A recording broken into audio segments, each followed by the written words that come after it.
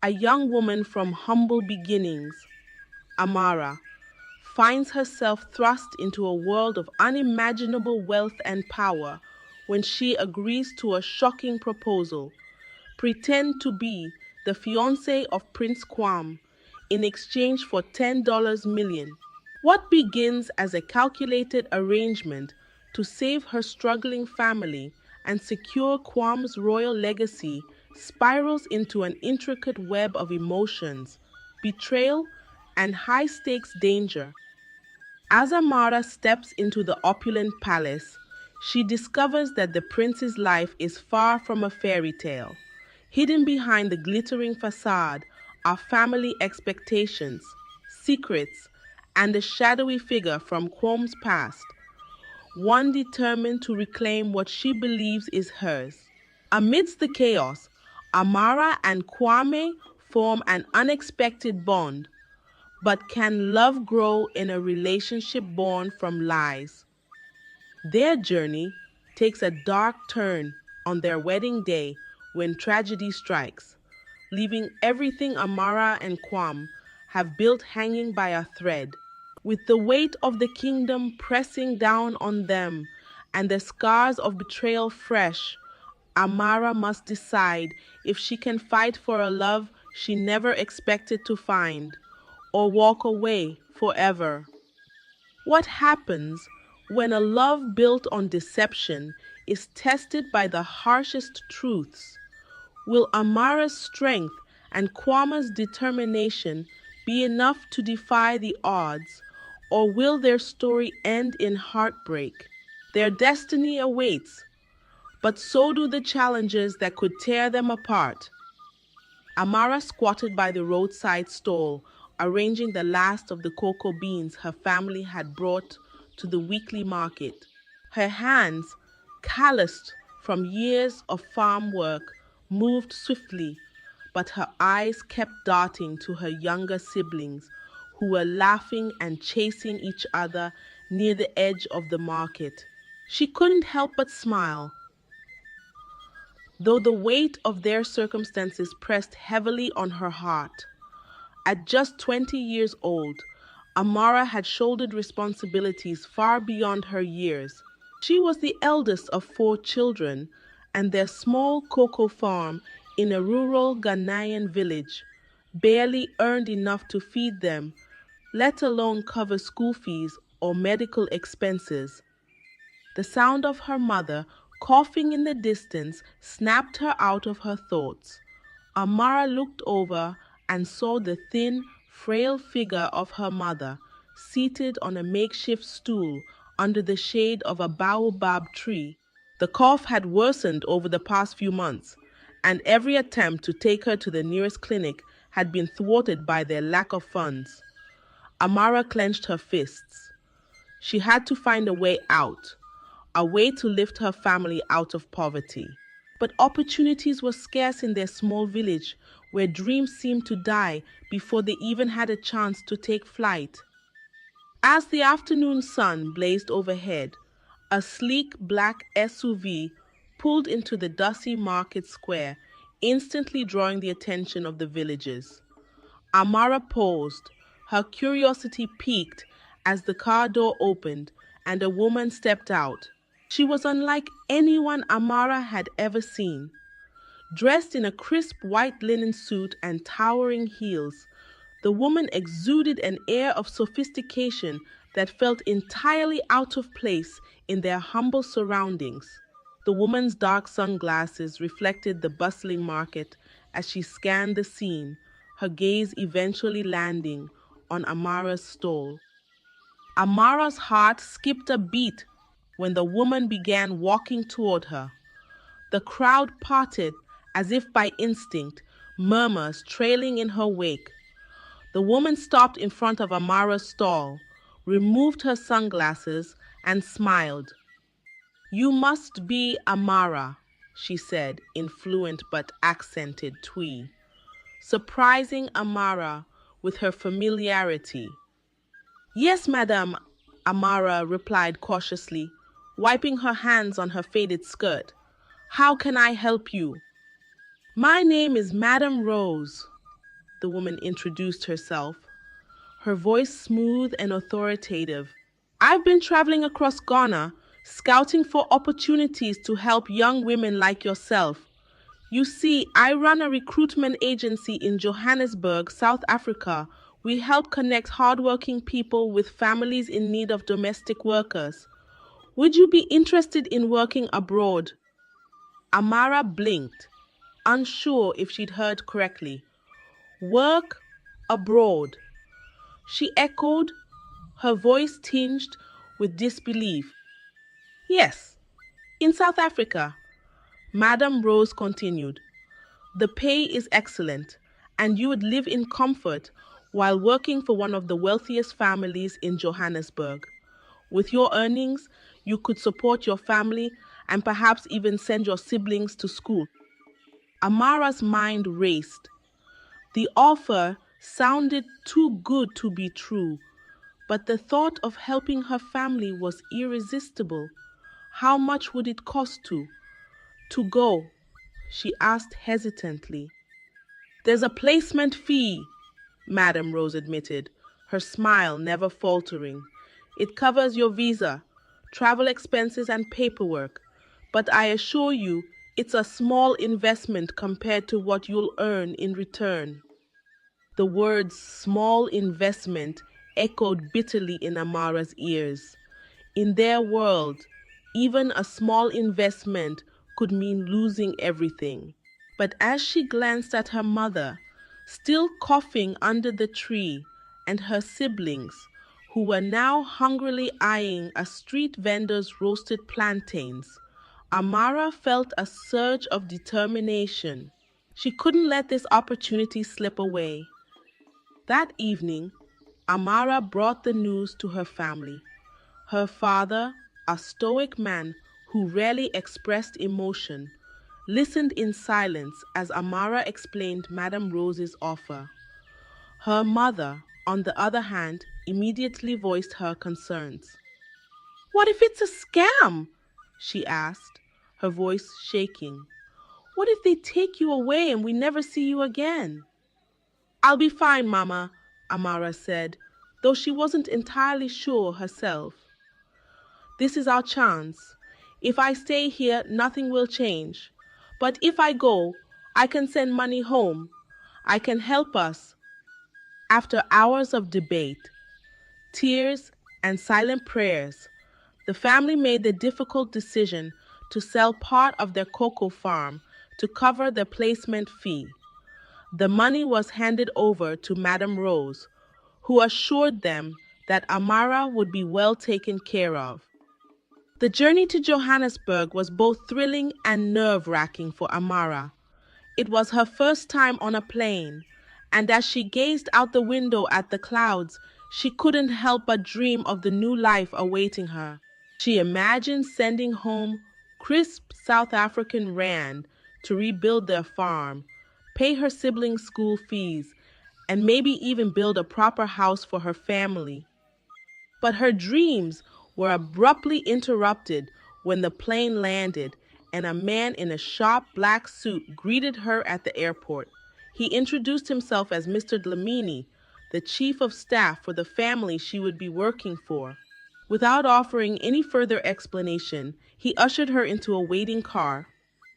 The drive through Johannesburg was surreal. Amara had never seen such wealth before. The towering skyscrapers, the gleaming cars, and the perfectly manicured gardens of the wealthy neighborhoods they passed through. Her excitement grew, but so did her anxiety. When the car finally pulled up to a sprawling mansion with high gates and armed guards, Amara's jaw dropped. The building looked more like a palace than a house, with marble columns and cascading fountains adorning the entrance. Are you sure this is the right place? Amara asked, her voice trembling. Yes, Miss Amara, Mr. Dlamini replied curtly. Please follow me. Amara stepped out of the car, clutching her small suitcase tightly as she followed Mr. Dlamini through the grand entrance. The interior of the mansion was even more breathtaking. Sparkling chandeliers, intricate tapestries, and furniture that looked too expensive to touch. Mr. Dlamini led her to a sitting room, where he gestured for her to take a seat. Moments later, a tall, imposing man entered the room. His sharp suit and piercing eyes gave him an air of authority, and Amara immediately straightened her posture. "Miss Amara," the man began, his deep voice echoing in the spacious room, "I'm here to explain the true nature of your employment." Amara's heart sank. "True nature," she repeated nervously. "You were brought here under the pretense of working as a domestic helper," the man continued. "But the family has a more specific request. You are to pose as the fiancée of Prince Kwame for the next month." Amara stared at him, stunned. "Fiancé? But why me?" "The prince's father, King Mensa, has issued an ultimatum," Mr. Dlamini explained. "Prince Kwame must prove he's engaged and ready to take on royal responsibilities, or he will lose his inheritance. You've been chosen because you have no ties to this country and no knowledge of the royal family, making you the perfect candidate for this role." Amara shook her head, disbelief clouding her thoughts. "I can't. I didn't agree to this." "You'll be compensated," Mr. Dlamini said, cutting her off. $10 million. Enough to change your life and your family's. $10 million. The words hung in the air, heavy and unbelievable. Amara thought of her siblings, her mother's failing health, and her father's silent sacrifices. This was more money than she could ever hope to earn in a lifetime. Still, doubt gnawed at her. "What happens if I fail?" she asked. "Failure is not an option," Mr. Dlamini replied, his tone cold. "Do as you're told, and the money will be yours. Refuse, and you'll be sent back to your village with nothing." Amara closed her eyes, her mind spinning. This wasn't the life she had imagined, but it was the only chance she had to save her family.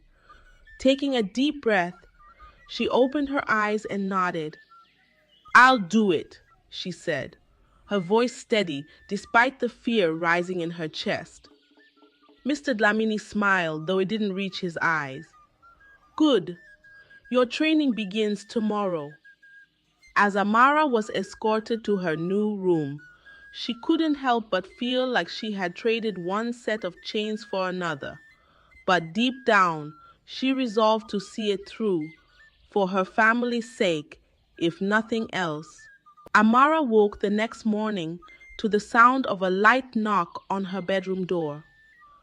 Blinking sleepily, she sat up in the massive four-poster bed that dwarfed her. The room was a far cry from the modest wooden home she'd shared with her family. Everything here gleamed with opulence, from the gold-trimmed mirrors to the silk curtains that swayed gently in the morning breeze. For a moment, she wondered if it had all been a strange dream, but the sharp knock came again, followed by the familiar voice of Mr. Dlamini. "Miss Amara, you're expected in the dining hall for breakfast. Do not keep His Highness waiting." Amara sighed and slipped out of bed, her bare feet sinking into the plush carpet. Her reflection in the mirror caught her off guard. Her plain nightdress, her hair tied up haphazardly, her wide eyes still clouded with sleep. She didn't look like someone who belonged in this place, and certainly not like someone prepared to face royalty. Her nerves grew as she was ushered down a wide marble staircase by a maid who barely spoke, her hands folded neatly in front of her. The dining hall was cavernous, its walls adorned with portraits of stern-looking ancestors, and the long table was set with an array of food she could hardly recognize. At the head of the table sat Prince Kwame, his gaze fixed on his phone. He was not what Amara had expected, where she had imagined someone regal and refined. Kwame was slouched in his chair, wearing a designer hoodie and sweatpants, his hair immaculately styled despite his otherwise casual demeanor. He didn't even glance up as she entered, and the silence felt heavy and awkward. "Good morning, Your Highness," Amara greeted hesitantly, unsure of the proper etiquette. Kwame finally looked up, his sharp features set in a neutral expression as his dark eyes scanned her from head to toe. He raised an eyebrow, then smirked slightly. "So you're the village girl they brought in to save me?" Amara bristled at his tone, but forced herself to stay calm. "I was told I'm here to help you. I'll do my best." "Do your best." Kwame leaned back in his chair, crossing his arms. "Listen, this isn't about you trying hard. This is about you being convincing. My father has spies everywhere, and my mother, she's impossible to fool. If you mess this up, we both lose." Amara nodded, her jaw tightening. "Then I suggest we get started. What do I need to do?" Kwame tilted his head, clearly amused by her determination. "Eat first. I don't need you fainting on me." He gestured lazily to the spread before her. "Then we'll see if you can walk in heels without tripping." The rest of the meal passed in uncomfortable silence.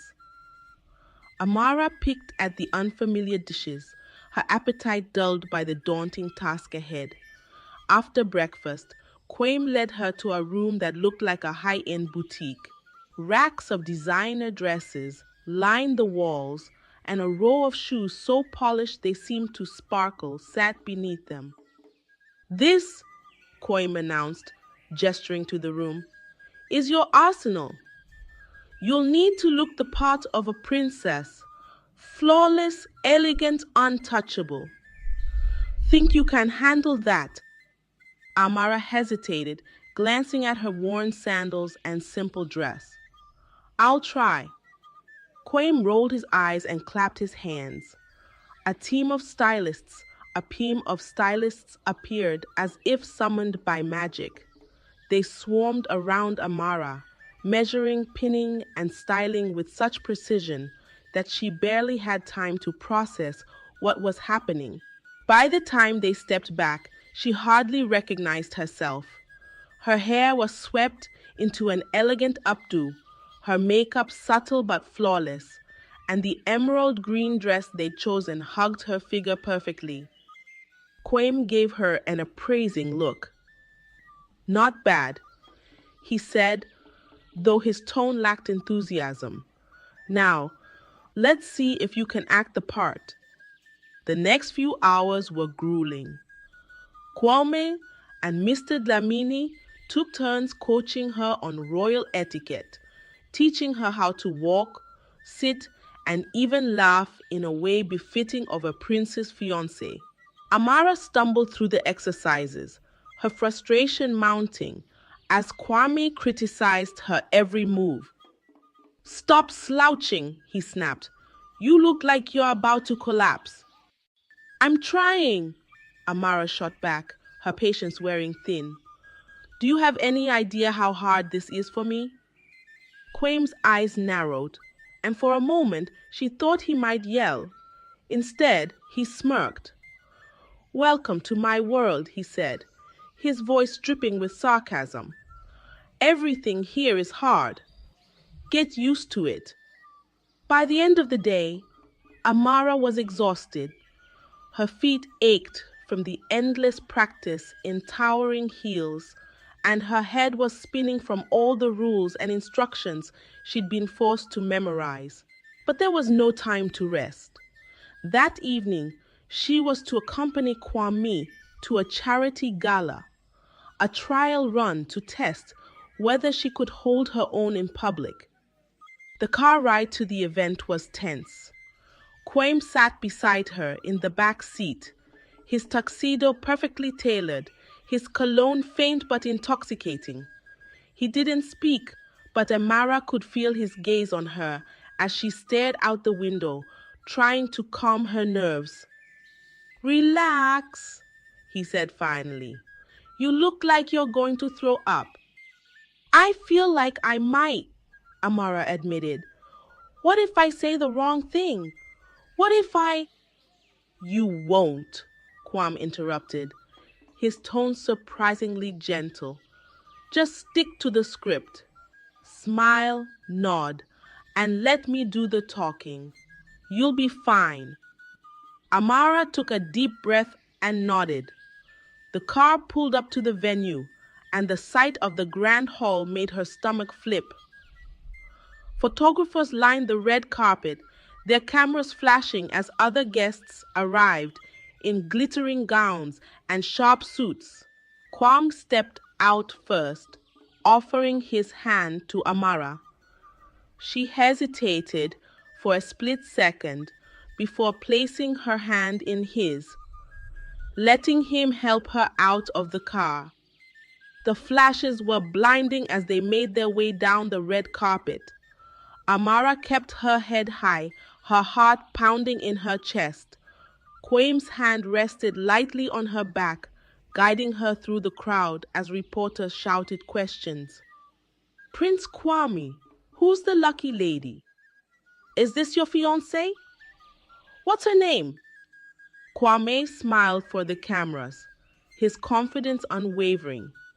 "Everyone," he said, his voice smooth and commanding.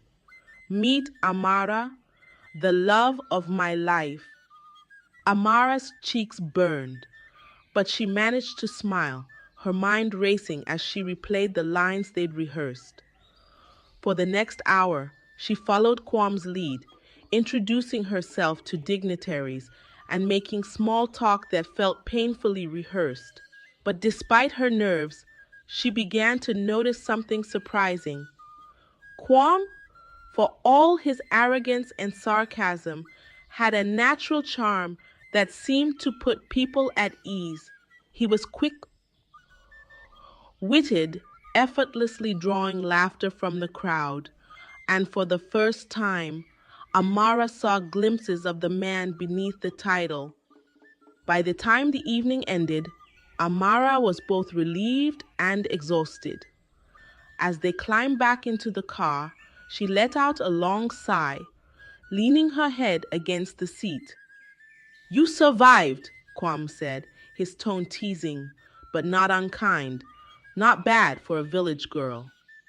Amara opened her eyes and shot him a tired glare. "You're impossible." "And you're stubborn," Kwame replied with a grin.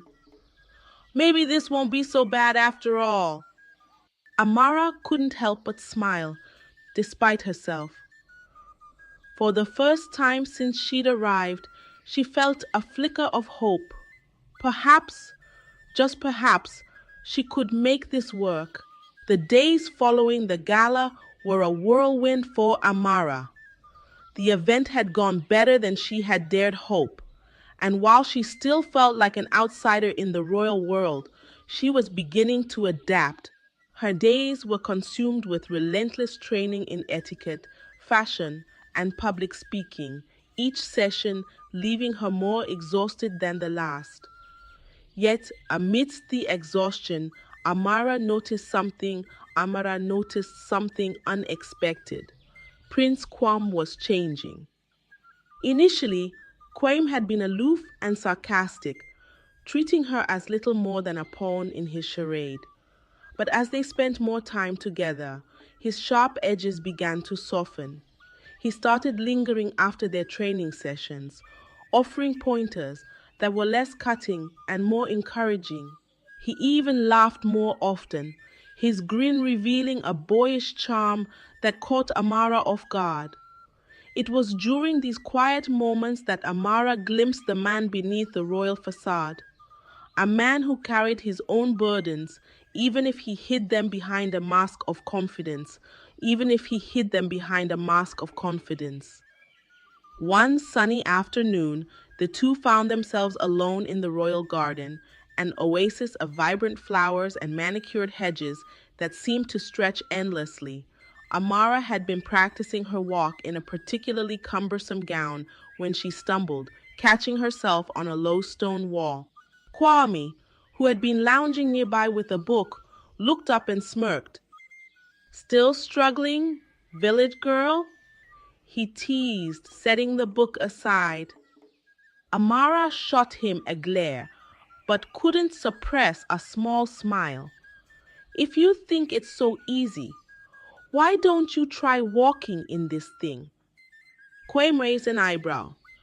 You think I can't? Amara crossed her arms, challenging him. Prove it.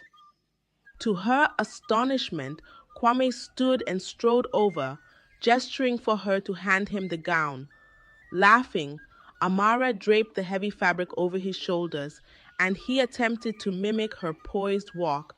His exaggerated movements and mock serious expression sent her into fits of laughter, a sound that echoed through the garden like music. For a moment, they were just two young people, unburdened by expectations or pretense. You're terrible at this, Amara said between giggles, wiping a tear from her eye. Kwame grinned, shrugging off the gown. I suppose I'll leave the elegance to you. As the laughter subsided, an unexpected silence settled between them. Kwame leaned against the wall, his gaze thoughtful as he looked out over the garden. You know, he said softly, this isn't exactly the life I wanted. Amara tilted her head, surprised by his candor. What do you mean? He hesitated, as if weighing whether to continue. Everyone thinks being a prince is glamorous, wealth, power, attention. But it's suffocating. Every decision I make is scrutinized, every move planned. Sometimes I wonder what it would be like to just disappear, live a normal life. Amara studied him, her heart softening. I can't imagine the pressure you're under, she admitted, but running away wouldn't solve anything. You'd just be trading one set of problems for another. Kwame chuckled bitterly. Spoken like someone who's never had the option to run. Amara's expression hardened. You're right. I've never had that option. But I've also never had the luxury of complaining about my responsibilities. My family depends on me. I can't let them down. Kwame's eyes met hers, and for a moment, something unspoken passed between them. A shared understanding of the burdens they each carried. As the days turned into weeks, Amara began to find her footing in her new role. She and Kwame attended more events together, and with each appearance, their act as a couple became more convincing. The media started to take notice, with headlines proclaiming their whirlwind romance and speculating about a possible royal wedding. Amara found herself plastered across magazine covers, her face smiling back at her in every grocery store window. But with the newfound attention came complications. At one particular gala, Amara noticed a woman watching her from across the room. The woman was stunning, with flawless skin, an elegant dress, and an air of effortless confidence. She moved with the grace of someone accustomed to commanding attention, and her piercing gaze was fixed squarely on Amara. Who is that? Amara whispered to Kwame as they made their way through the crowd. Kwame followed her gaze and stiffened. That's Zara, he said, his tone flat. Zara? Amara repeated, frowning. Who is she? Kwame hesitated before answering. She's... Amara didn't miss the way his jaw tightened or the flicker of unease in his eyes. Before she could press him further, Zara approached, her smile sharp and calculating. "Kwame," she purred, her voice smooth as silk. "It's been too long." Kwame forced a polite smile. "Zara, what a surprise! And this must be the new fiancée," Zara said, turning her attention to Amara. Her smile didn't reach her eyes. "You're even more beautiful in person." "Thank you," Amara replied cautiously, unsure of how to navigate the encounter. Zara's gaze lingered on her for a moment before she returned her attention to Kwame. "I hope we'll have a chance to catch up later," she said, her tone laced with meaning. As Zara sauntered away, Amara turned to Kwame, her curiosity piqued. "What was that about?" "Nothing," Kwame said shortly, avoiding her gaze. "Don't worry about it." But Amara couldn't shake the feeling that there was more to the story. Zara's presence had clearly unsettled Kwame, and Amara couldn't help but wonder what role she had played in his past, and whether she posed a threat to their carefully constructed plan. Meanwhile, Amara found herself growing closer to the staff at the palace, particularly a young maid named Ayo. Ayo was kind and down to earth, her easy laughter a welcome relief from the formality that surrounded Amara's new life. The two often spent late evenings in Amara's room, chatting and sharing stories.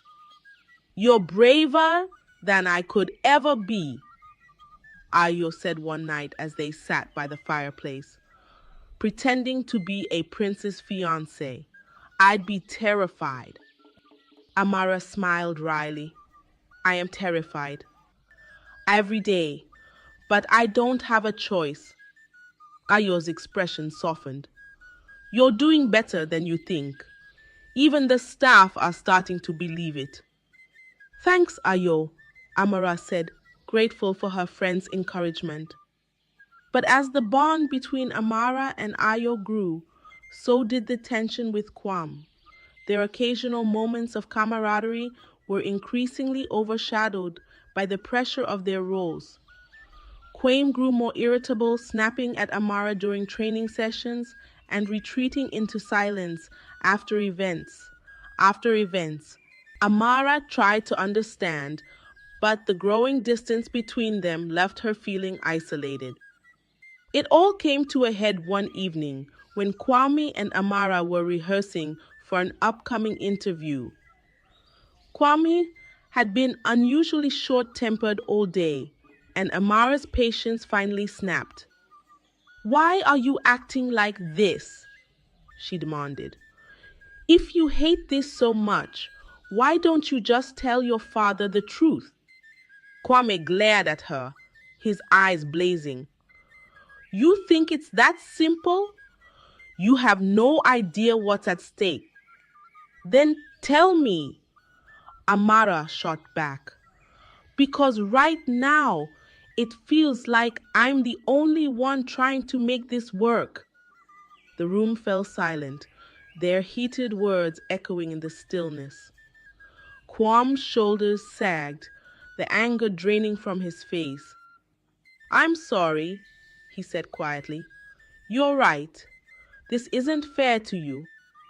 Amara sighed, her own anger fading. Kwame nodded, a hint of a smile breaking through. "Then let's make sure we don't." For the first time in days, Amara felt a glimmer of hope. But as she left the room that night, she couldn't shake the feeling that complications were looming on the horizon. Complications that could unravel everything they had worked for. Amara stood by the window of her room, gazing out at the sprawling palace gardens. The vibrant greenery and colorful flowers stretched endlessly, but her mind was elsewhere. The tension between her and Kwame had been palpable in recent days, and despite their efforts to maintain appearances, cracks were starting to show. She could feel the weight of the secrets she suspected were being kept from her, and it was only a matter of time before everything unraveled. A knock on the door broke her thoughts. It was Ayu, carrying a tray with tea and a small plate of pastries. Thought you might need this, Ayo said with a warm smile. Amara returned the smile, though it didn't reach her eyes. Thank you, Ayo. The maid hesitated, setting the tray down on a side table. You've been distant lately, she said gently. Is everything all right? Amara sighed, sinking into a chair. I don't know, Ayo. It feels like there's something Kwame is telling me. And then there's Zara. Ayo's eyes widened slightly. Zara. She's back. Amara nodded. She showed up at the gala, and ever since, Kwam's been acting strange. Ayo bit her lip, clearly torn. Miss Amara, there's something you should know about Zara, she said hesitantly, but you didn't hear it from me. Amara leaned forward, her heart pounding. What is it? Ayo glanced around as if to ensure they were alone. She and Kwam were once engaged. It was an arranged match, orchestrated by his parents. But Zara broke it off. She said she wasn't ready for the life of a queen. But left Kwame. Amara's stomach sank. So that was the connection. She had suspected Zara was more than just a former acquaintance, but hearing the truth stung in ways she hadn't anticipated. Why didn't he tell me? She murmured, more to herself than to Ayo. Ayo hesitated again. Kwame doesn't talk about it. But Zara's presence could mean trouble. Be careful. Amara thanked Ayu for her honesty, but the maid's words only deepened the unease in her chest. That evening, as she prepared for dinner with Kwame and his parents, her mind was racing with questions. Her mind was racing with questions. If Zara had once been his fiancée, why had she returned now? And more importantly, where did that leave Amara? The dining hall was as grand as ever, but the atmosphere was heavy with unspoken tension. Kwame's parents were polite but reserved, their questions about Amara's life feeling more like an interrogation than genuine interest. Kwame himself was unusually quiet, his gaze fixed on his plate for most of the meal. Just as dessert was being served, the door swung open and Zara entered, her presence commanding attention. Dressed in a sleek gown, she looked every bit the queen she had once been groomed to become. Your Majesties, she said, bowing slightly to Kwame's parents. I apologize for the intrusion, but I thought it would be rude to leave without saying hello. Kwame's father frowned, but his mother's expression softened. Zara, she said, her tone neutral. It's been a long time. Zara's gaze flicked briefly to Amara, then back to the queen. It has. I was just passing through and thought I'd pay my respects. Amara watched the exchange in silence, her stomach twisting. She could feel Kwame tense beside her, his jaw clenching as Zara spoke. Finally, unable to bear the awkwardness, Amara excused herself, claiming she needed fresh air. She stepped onto the balcony, the cool night breeze a welcome relief from the stifling atmosphere inside. But her solitude didn't last long. Footsteps approached, and she turned to see Kwame. Are you all right? he asked, his voice low. Amara crossed her arms, her gaze fixed on the stars. Why didn't you tell me about Zara? Kwame exhaled heavily, running a hand through his hair. I didn't think it mattered.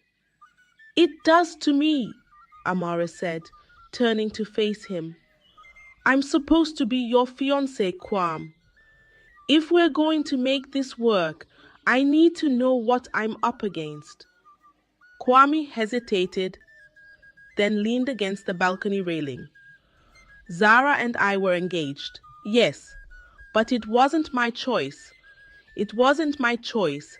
It was an arrangement made by my parents. When she ended it, I was relieved, even if it caused a scandal. Then why does her presence bother you so much? Amara pressed. Kwame's jaw tightened. Because she's unpredictable. I don't trust her motives. Amara studied him, trying to discern if he was telling the whole truth. She wanted to believe him, but a nagging doubt lingered. If we're going to do this, Kwame, you need to be honest with me. No more secrets. Kwame met her gaze, his expression unreadable.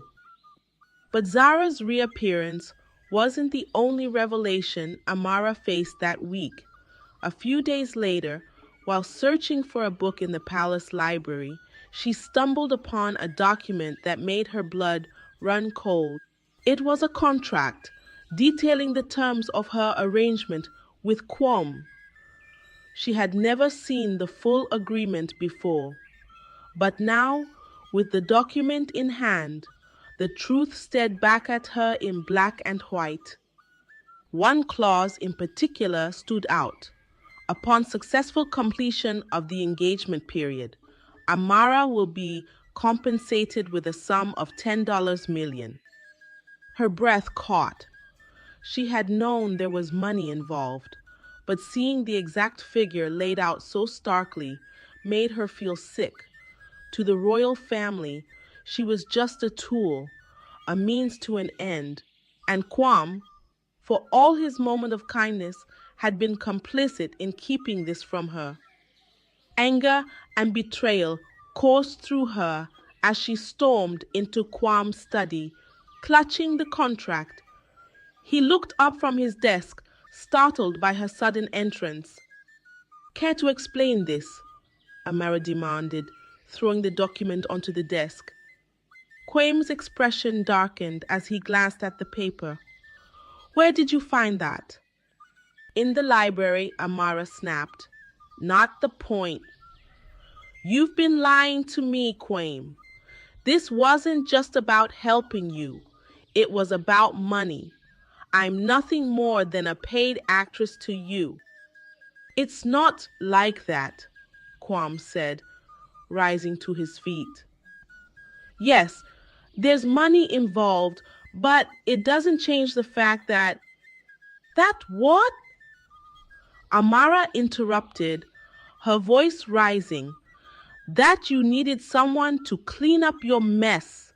That you didn't care who you hurt as long as you got what you wanted.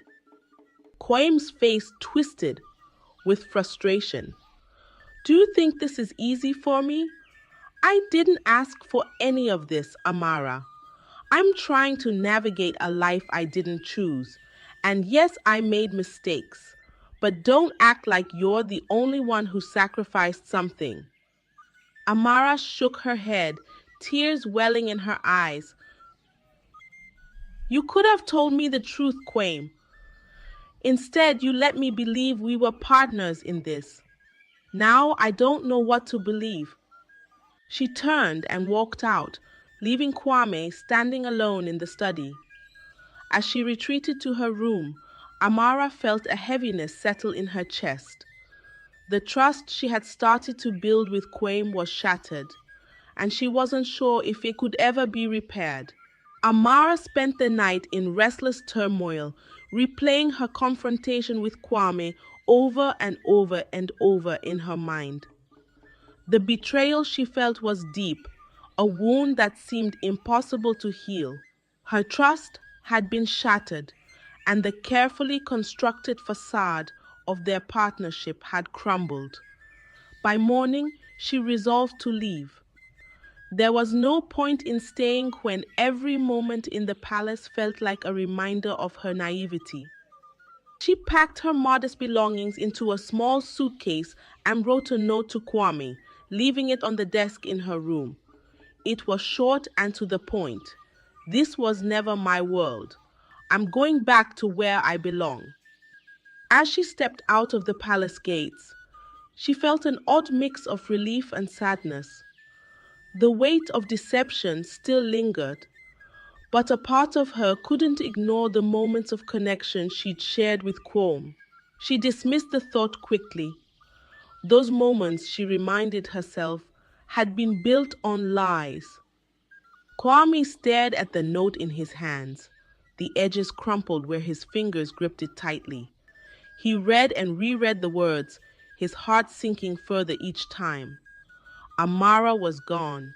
The realization hit him like a blow, and for a moment he simply stood there, frozen in disbelief. Your Highness? Ayo's voice broke the silence as she stepped into the room. Kwame turned to her, his expression pained. Ayo frowned, her worry evident. Miss Amara? He nodded, holding up the note. She's gone, and it's my fault. Ayo hesitated before speaking. Then go after her, Your Highness.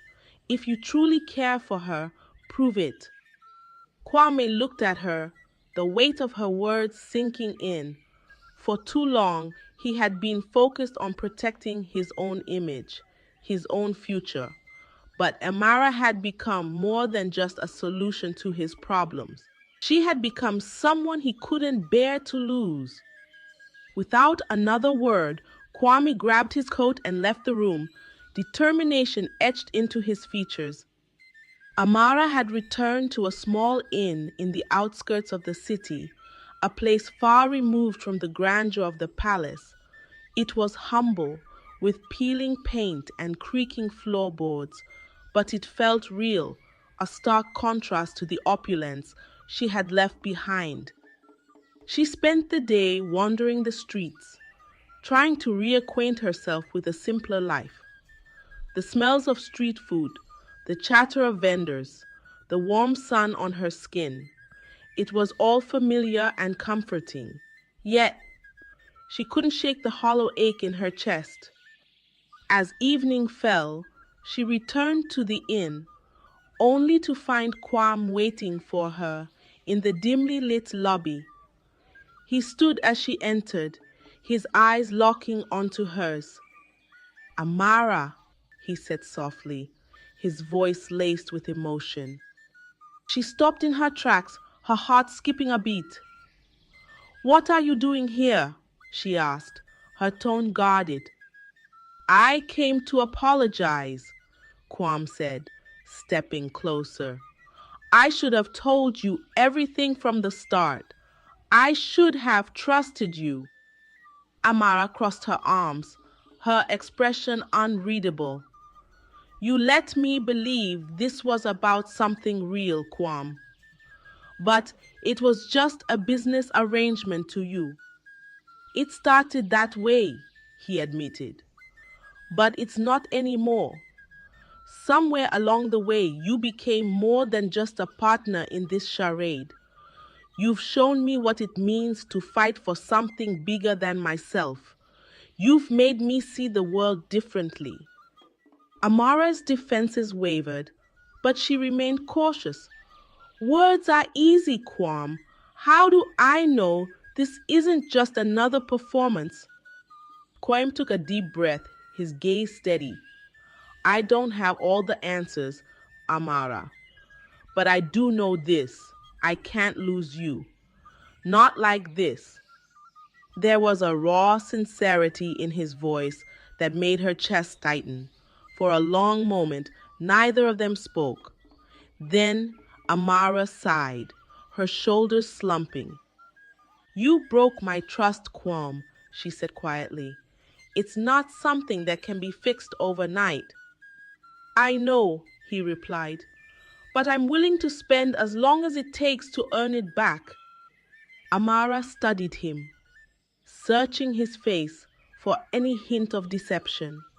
What she saw instead was vulnerability, a side of Kwame she had rarely glimpsed. Come upstairs, she said finally. We'll talk. Over the next several days, Amara and Kwame began to rebuild the fragile connection they had once shared. They spent hours talking, this time without pretense or masks. Kwame opened up about the pressures he faced as a prince, the loneliness of constantly living under a microscope, and his fear of failure. Amara, in turn, shared her own struggles, the sacrifices her family had made, the guilt she carried, and the dreams she had buried long ago. Their honesty brought them closer, but the road to reconciliation was not without its challenges. Amara remained wary, and Kwame had to prove his sincerity through actions, not just words. He made a point of involving her in decisions, valuing her opinions, and respecting her boundaries. One evening, as they sat on the rooftop of the inn, watching the city lights twinkle below, Kwame turned to her with a solemn expression. Amara, he said, his voice steady, I want to make this real, not because of my family, not because of my family, not because of the media, but because I care about you. Amara's breath caught, her heart racing. She had waited for these words, but now that they were here, she felt both exhilarated and terrified. I don't know if I'm ready, she admitted. Kwame reached for her hand, his touch gentle. I'll wait, as long as it takes. In that moment, Amara realized that while trust couldn't be rebuilt in a day, it could be rebuilt step by step. And perhaps, just perhaps, Kwame was worth the risk. Their return to the palace was met with skepticism, particularly from Kwame's parents. The queen, in particular, was wary of Amara, viewing her as an outsider unfit for royal life. But Kwame stood firm, defending Amara at every turn and making it clear that she was his choice. She's stronger than you think, he told his mother during one particularly heated conversation. And so am I. It's time I started living my life on my own terms. The queen eventually relented, though her approval remained lukewarm. But Amara found unexpected allies among the palace staff who admired her resilience and kindness. Slowly, she began to carve out a place for herself in the royal world, not as an imposter, but as someone who had earned her spot. Kwame, true to his word, continued to prove his dedication. He supported Amara's efforts to create initiatives that benefited local communities, using his influence to amplify her voice. Together, they became a formidable team. Their partnership no longer a charade, but a genuine collaboration. One evening, as they stood in the grand ballroom, preparing for an upcoming event, Kwame turned to Amara with a smile. You've come a long way, he said, his tone warm. From the girl who couldn't walk in heels to the woman standing here now. Amara laughed, rolling her eyes. Don't remind me. Kwame's expression grew serious. I mean it, Amara. You've changed my life in ways I never thought possible. And I want you to know I'll spend the rest of my life trying to make you happy. Amara felt a lump rise in her throat, but this time it wasn't from sadness. It was hope. Tentatively, she reached for his hand. "We'll make each other happy," she said softly. As their fingers intertwined, Amara realized that redemption wasn't just about forgiveness, it was about rebuilding together. And for the first time in a long time, she felt like she belonged. The palace buzzed with excitement as preparations for Kwame and Amara's wedding entered their final stages. The ceremony would be the most lavish event the kingdom had seen in years, a grand display of tradition and modernity intertwined. For weeks, the palace grounds had been transformed into a vision of elegance. Marble fountains adorned with flowers, lanterns hanging from ancient trees, and musicians rehearsing in ornate pavilions.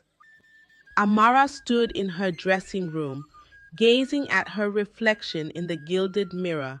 Her gown was a masterpiece, an intricately embroidered blend of gold and ivory that shimmered with every movement. The veil draped over her shoulders felt heavy, but it was nothing compared to the weight of her emotions. Excitement, nervousness, and a lingering sense of disbelief swirled within her.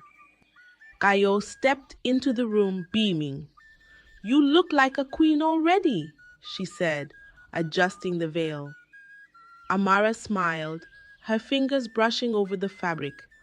"I never thought I'd be here, Ayo. It feels like a dream." Gaio chuckled. "Well, you've earned it. And His Highness, he's a lucky man."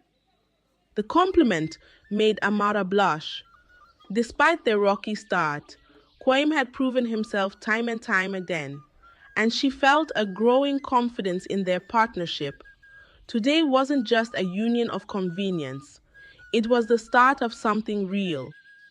In the grand hall, Kwame adjusted the cufflinks on his ceremonial robe, the intricate embroidery reflecting his royal heritage. His best man, a childhood friend named Malik, leaned against the wall, watching him with a smirk. "Nervous?" Malik teased. Kwame shot him a look. "Not at all." "Liar," Malik said, laughing. "But it suits you. You've changed, Kwame." Kwame paused, his gaze distant. "Amara did that. She's—" Before Malik could respond, a servant entered, announcing it was time to take their places. Kwame straightened, his usual confidence returning as he stepped into the corridor leading to the ceremony. The wedding unfolded like a scene from a storybook. Amara walked down the aisle to the soft strains of a traditional hymn, her steps steady despite the tremor in her heart.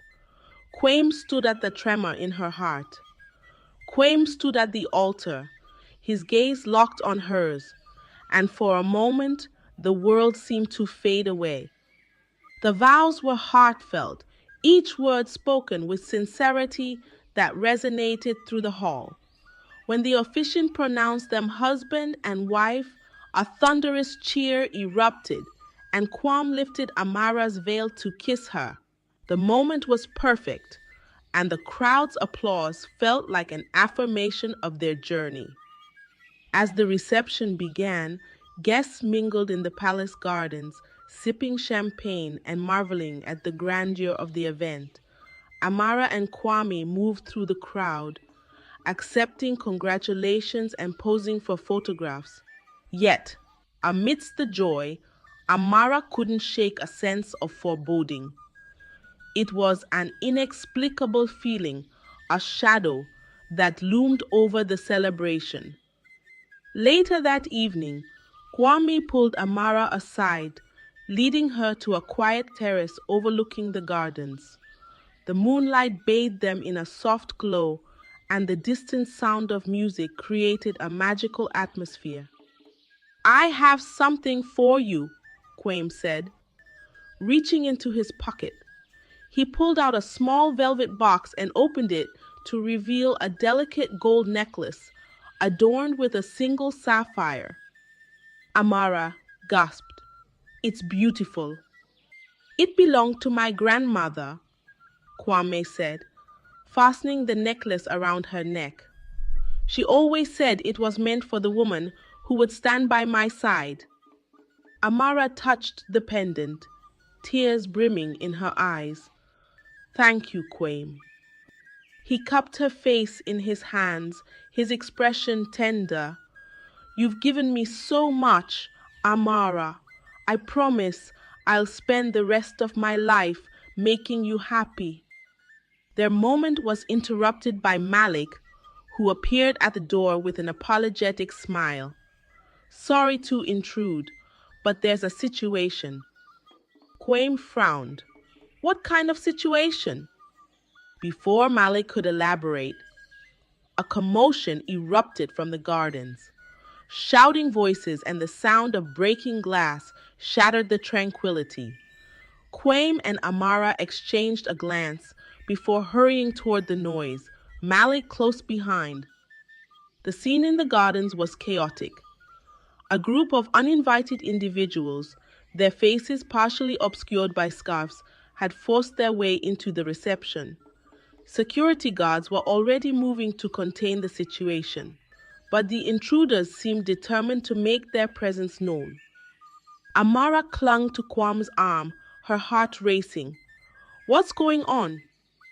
I don't know, Kwame said, his voice grim. He turned to Malik. Get her inside, now.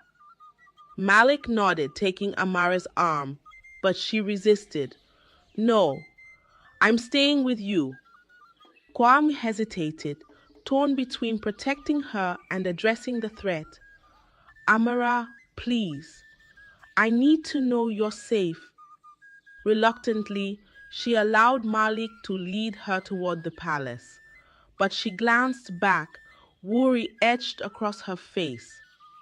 As the situation escalated, one of the intruders stepped forward, shouting accusations against the royal family. His words were filled with anger, claiming corruption and neglect of the people's struggles. Kwame tried to reason with him, but the man was unyielding. Amara watched from a window, her hands trembling.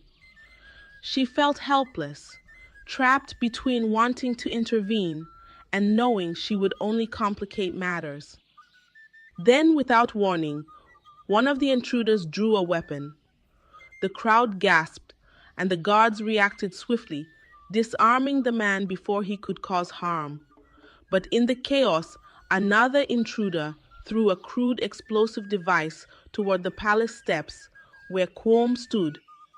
Time seemed to slow as the device hit the ground, releasing a deafening blast. Kwame was thrown backward, the force of the explosion knocking him unconscious. Amara screamed, rushing outside despite Malik's protests. Kwame! She cried, dropping to her knees beside him. Blood trickled from a gash on his forehead, and his breathing was shallow. Malik and the guards quickly surrounded them, creating a barrier as the intruders were subdued. An ambulance was called, and within minutes, Kwame was rushed to the hospital.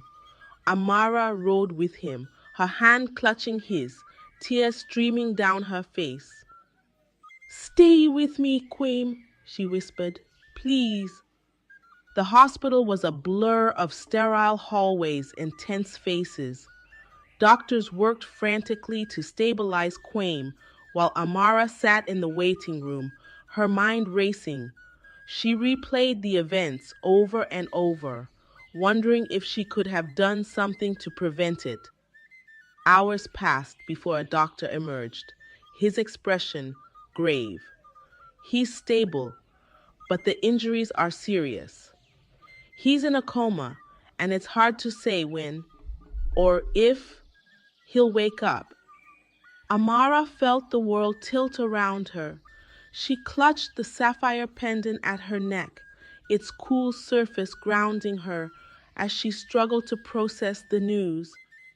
Malik placed a comforting hand on her shoulder. He's a fighter, Amara. He'll pull through. But as the days turned into weeks, Amara's hope began to waver. She visited Kwame daily, talking to him, reading to him, and holding his hand, willing him to wake up. The palace felt empty without his presence, and the joy of their wedding had been replaced by an overwhelming sense of loss. Still, she refused to give up. "You promised me a lifetime, Kwame," she whispered one night, tears sliding down her cheeks. "So fight for us." For weeks, the palace was shrouded in an air of uncertainty and sorrow. The vibrant celebrations of Kwame and Amara's wedding felt like a distant memory, overshadowed by his fragile state. Amara spent every waking moment by his side, her love and determination unyielding.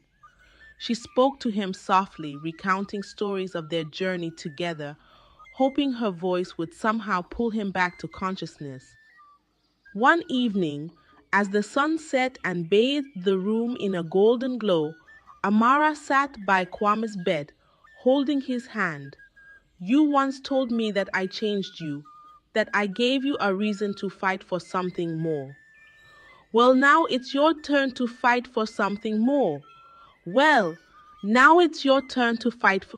Her fingers brushed against the sapphire pendant at her neck, a constant reminder of his love.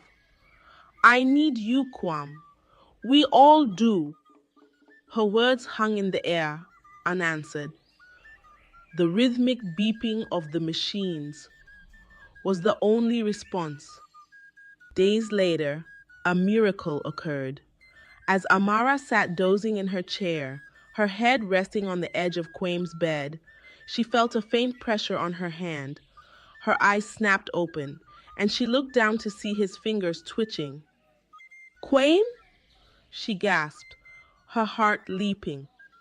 His eyelids fluttered, and for the first time in weeks, his brown eyes met hers. Though weak and unfocused, they held recognition. "Amar!" he croaked, his voice barely audible. Tears spilled down her cheeks as she leaned closer. "I'm here, Kwame. I'm here." The room erupted in activity as nurses and doctors rushed in, but Amara didn't move. She clung to his hand, her relief and gratitude overwhelming. Oeng's recovery was slow but steady. Each day brought small victories. A stronger voice, longer conversations, and the gradual return of his strength. Amara became his anchor, helping him through physical therapy and encouraging him to push forward even when the process was painful. "Do you remember what you told me on the terrace that night?" she asked one afternoon as she supported him during a walking exercise. Kwame smiled weakly. "I promised to spend my life making you happy." "And you still have to keep that promise," she teased, though her voice wavered with emotion. Kwame paused, his gaze meeting hers. "Amara, you're the reason I'm still here. I felt you, even in the darkness. You kept me fighting." Months later, Kwame was well enough to return to the palace. The staff welcomed him home with cheers and applause, their joy palpable. Amara walked beside him, her hand resting lightly on his arm, as if afraid to let go. Though the palace was abuzz with celebrations, Kwame and Amara slipped away to the gardens, seeking a moment of peace. The night air was cool, and the stars sparkled above them like diamonds. "Do you think we'll ever find normalcy again?" Amara asked, her voice soft. Kwame considered her question, then shook his head. "I don't want normal, Amara. Amara, I want extraordinary, and that's what we have, together." She smiled, her heart swelling with love. "Then let's make it count." In the months that followed, Kwame and Amara dedicated themselves to their roles as leaders. The incident at their wedding had exposed deep-seated frustrations within the kingdom, and they were determined to address them. Together, they launched initiatives to improve education, healthcare, and economic opportunities for the people. Amara's influence was particularly evident in the programs designed to empower women in rural communities, drawing from her own experiences to create meaningful change. "You have a gift," Kwame told her one evening as they reviewed proposals. "You inspire people." "Only because I've been inspired by you," she replied, her smile lighting up the room. Their partnership, once forged out of necessity, had become a source of strength for both of them. The challenges they faced only brought them closer, and their love grew deeper with each passing day. 1 year after the tragedy, the kingdom celebrated the couple's first anniversary with a grand festival. The event was both a commemoration of their resilience and a testament to the unity they had worked tirelessly to foster. As they stood on the palace balcony, addressing the crowd below, Kwame took Amara's hand and raised it high. "This woman," he said, his voice steady and proud, "has not only stood by me through my darkest hours, but has become a beacon of hope for this kingdom. I am honored to call her my wife, my partner, and my queen." The crowd erupted in cheers, their admiration for the couple evident. Amara squeezed Kwame's hand, her eyes glistening with unshed tears. "And I am honored to stand beside a man who inspires me every day," she added, her voice carrying over the jubilant crowd. Later that night, as the festival wound down and the palace grew quiet, Amara and Kwame found themselves alone in their chambers. The glow of the moon filtered through the curtains, casting a soft light over the room. Kwame pulled Amara close, his arms wrapping around her. "We've been through so much," he murmured, "but I wouldn't change a thing. Every moment, even the hardest ones, brought us here." Amara rested her head against his chest, listening to the steady rhythm of his heartbeat. "And we'll keep moving forward," she said, "together." Kwame tilted her chin up, his gaze filled with love. "Always." Their lips met in a kiss, a silent promise of the future they would build, one rooted in love, resilience, and hope. Thank you for staying with us until the very end of this captivating journey. Your support and curiosity mean the world to us, and we're thrilled to have shared this story with you. If you enjoyed it, don't forget to hit that subscribe button to join our community and never miss out on more amazing tales. Turn on notifications and be the first to dive into our next adventure. Together, let's explore stories that inspire, move, and excite